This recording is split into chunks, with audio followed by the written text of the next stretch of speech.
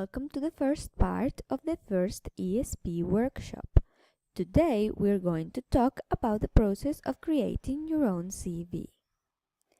In this video you will learn what is a CV, what isn't a CV, what is the purpose of a CV, what are the qualities of a good and a bad CV, the structure of a CV, what is the information you must put in your CV, some usual phrases and words that you can put in your CV, and how to create your own CV. Let us start by talking about what a CV is. CV is short for curriculum vitae. The CV should tell your future employer about you, your personal history, your skills, abilities, and achievements. Think of it as the first impression you will make to your future employer. That is why it should highlight why you are the best person for the job. Now, what isn't a CV? Both CV and resume are used to refer to the same document, but they are not the same. Let's see what are the differences between them. So, a CV is usually 2 pages long or sometimes even longer. It has detailed and specific information. Its format is formal and static, and it doesn't include pictures. Now, in comparison, a resume is 1 page long, has a brief summary about yourself, it has a customizable format, and it may include a picture.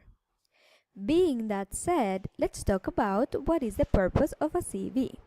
The purpose of your CV is primarily to give detailed and specific information that allows and persuades recruiters to interview you. Remember, it is important that your CV elicits desire to meet you. Now, it is easy to spot a bad CV from a good CV. A bad CV has poor spelling and grammar, has fake information, is too long, is too general, the information is confusing, it is messy and difficult to read, and has too much unnecessary information. While a good CV is specific, clear, organized, easy to read, informative about who you are and your skills, and so it is concrete and has proper spelling and grammar. Now to talk about what is the structure of a CV. What you see here is a proper model of a good CV. What you will find here on the top is your contact information. It goes as follows: your address, your phone number, and your email account. After that, you must put your whole name, including both of your names if that is the case, and your last names. Then you must put a short description that will work as your personal presentation. As the example you can see here: dedicated high school bachelor with social and working skills who is looking for a job opportunity. In the next part, you should list skills relevant to the job you're applying for, such as the languages you speak, computer skills, communicative skills, and so on. The next 2 sections are related to your work experience and your educational history. In this case, you should bear in mind something. If your work experience is shorter than your educational background, then you should put your education first.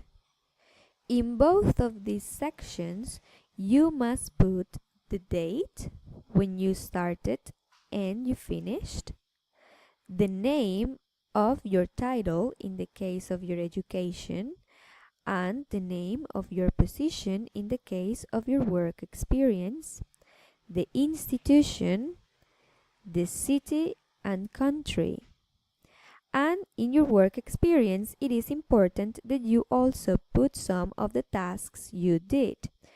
Remember, focus on those tasks that are relevant to the position you are applying for. Next, you should put some of your interests.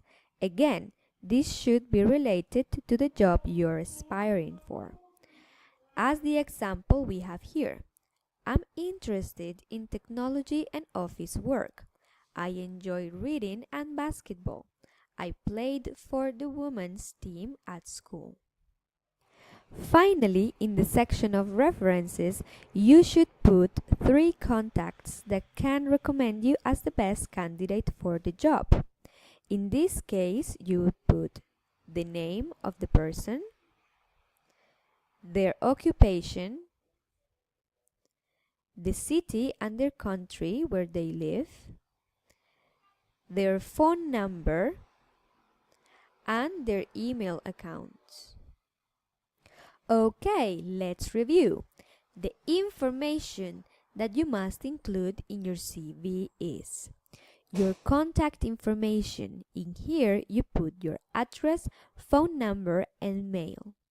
Your personal presentation, where you will put your name and a short description that tells about you. Your skills, remember, this should be relevant to the position you are applying for, such as languages, computer skills, communicative skills, and social skills. Your educational background, in here, you put your studies starting with the most recent. Your work experience, any work experience relevant to the wanted position, starting also with the most recent. Your interests, other activities that you do that are relevant to the wanted position. And finally, your references, 3 contacts that can recommend you as the best candidate for the job. Last but not least, here are some recommendations for when you sit down to write your own CV. Plan and write down the information you will need. Use a dictionary to check for unknown words. Check it once or twice to make sure it is perfect. And ask a more experienced friend or relative to read it and give you feedback. Now it is your turn. Click on the link below to find the instructions and the template to make your own CV. Thanks for watching and see you next time.